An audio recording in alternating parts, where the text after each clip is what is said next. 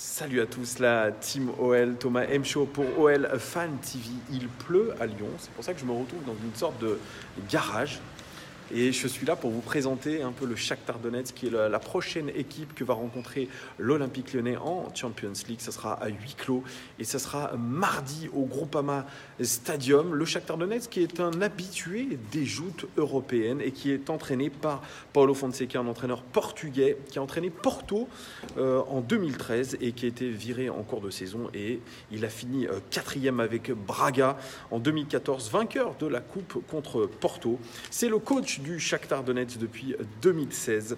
Alors, ce qu'on sait du Shakhtar Donetsk, c'est que c'est une équipe qui a une tradition de joueurs brésiliens à fort potentiel.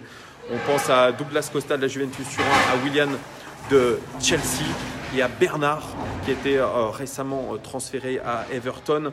Et on peut penser aussi à Fernandinho de Manchester City. Ils sont les leaders d'Ukraine, loin devant le Dynamo de Kiev. Ils se sont qualifiés en Champions League en 2017-2018 et ils se sont notamment qualifiés en huitième de finale en se qualifiant contre City. Et le coach du Shakhtar, Paulo Fonseca, avait fait le pari avec ses joueurs que s'il se qualifiait pour les huitièmes, il viendrait déguisé en Zorro en conférence de presse. C'est ce qu'il a fait et ça avait été assez marrant. Alors, il n'y a pas trop de variations dans son 11 type à Paulo Fonseca. Alors, je vais décrire les joueurs un peu comme j'ai l'habitude de faire en les décrivant. Leur gardien, c'est Piatov. Il est un gardien sous-coté. C'est une version bourrine un peu de Ederson, le gardien brésilien de Manchester City. Il alterne ballon long et relance courte. Il a de bons réflexes sur sa ligne. C'est un gardien de grande qualité.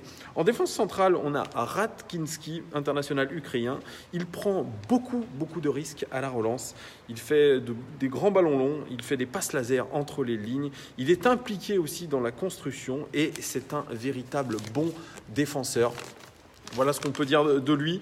Et il est accompagné en défense soit par Hordetz, soit par Kocholova. Alors, il est moins spectaculaire, Hordetz, mais plus actif dans le pressing. Et il est grand, mais pas très rapide. Le profil de son remplaçant est à peu près le même. En latéral droit, on a, je ne sais pas comment on peut le dire, Serna. Il a 35 ans. Il est très bon du pied droit, qui lui permet de réaliser de belles transversales.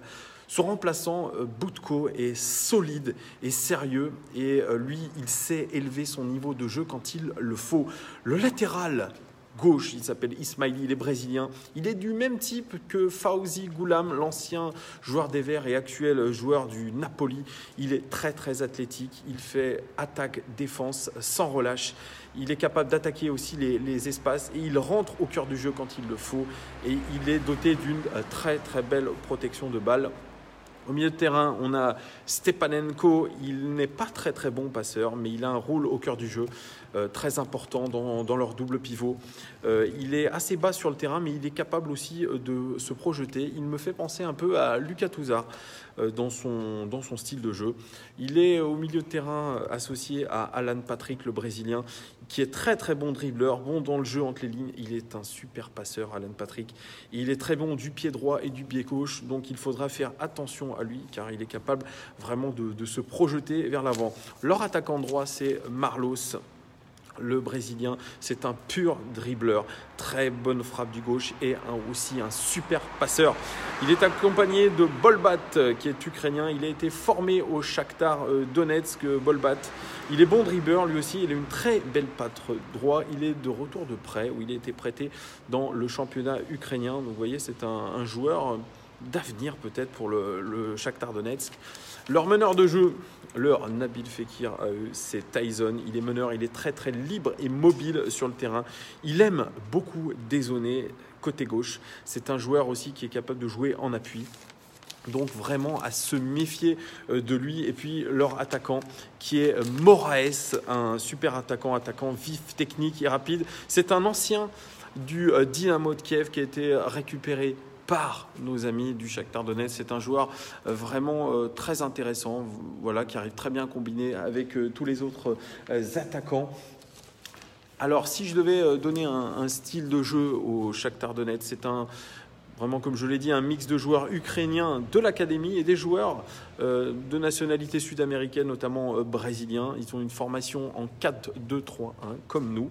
Ils pressent très très haut, donc c'est très risqué, leur système de jeu, quand vraiment leur bloc est hyper haut tout le temps. Ils sont très très vulnérables sur ballon long ou contre-attaque rapide, ce qui pourrait nous intéresser, parce qu'on sait qu'on est capable d'enflammer les rencontres, et notamment sur les contre-attaques, parce que nous avons aussi des joueurs rapides et techniques. J'en ai parlé, Stepanenko et Alan Patrick, le double pivot, sont cruciaux dans les transitions de balles. Alors, ce qui est aussi particulier au Shakhtar Donetsk, c'est que les deux centraux, ils montent et sont remplacés soit par Stepanenko, soit par Alan Patrick, qui couvrent quand leurs centraux montent. En attaque, c'est un 4-2-3-1 qui se transforme en 2-4-2 ou en 2-4-4. C'est pour ça que c'est très puissant offensivement, le Shakhtar Donetsk. Et puis, en face d'attaque, on a notre ami Tyson. Tyson, lui, qui peut revenir dans le cœur du jeu, soit à côté, soit pour prêter main forte à Moraes, soit dans les transitions de jeu. Alan Patrick, lui, peut être très, très offensif aussi. Et il peut mettre sur orbite Moraes ou Tyson. Alors, ils ont des joueurs rapides, intelligents, techniques et surtout très, très libres sur le terrain, parce que c'est la stratégie de Paulo Fonseca, c'est de laisser ses joueurs très, très libres sur le terrain.